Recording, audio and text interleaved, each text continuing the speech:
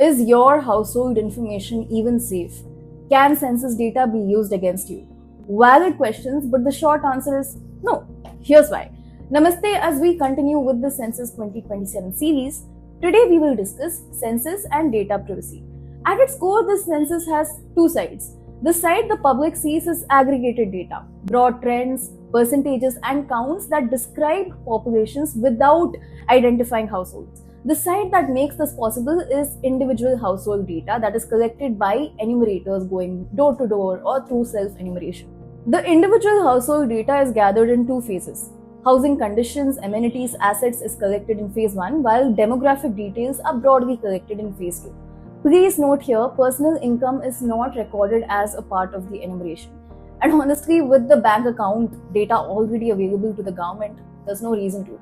Once collected, this raw data is never made public. It is processed and released only in aggregate formats, as what reaches the public is always the population, but never the person. But what protects your data when collected? The Census Act 1948 and Census Rules 1990.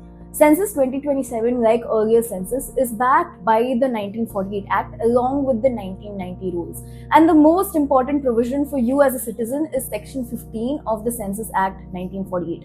This section legally binds every census official to strict confidentiality.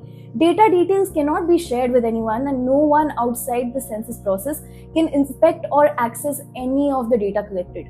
Furthermore, the census records cannot be used as evidence in civil or criminal court cases, except in cases of offences under this Act itself, or it cannot be accessed under the Right to Information Act either. Now, let's address something very crucial in this tech day and age: the individual data safety. While it's great that Census 2027 is online as well as offline, it also puts a serious obligation on the government.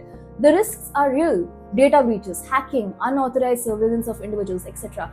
Moreover, when citizens self-enumerate on personal devices, unprotected softwares and networks, the risks increase. So what the government can control is the infrastructure behind it. For this very reason, the National Data Center and disaster recovery sites for census data have been designated as critical information infrastructure under Section 70 of the IT Act 2000.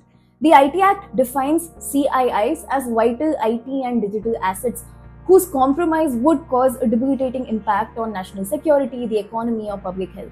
Therefore, the body responsible for conducting the census has deployed a defense in-depth cybersecurity architecture to protect this data. Now, if you have more recommendations of how else the government can protect the data collected, do let us know in the comments below.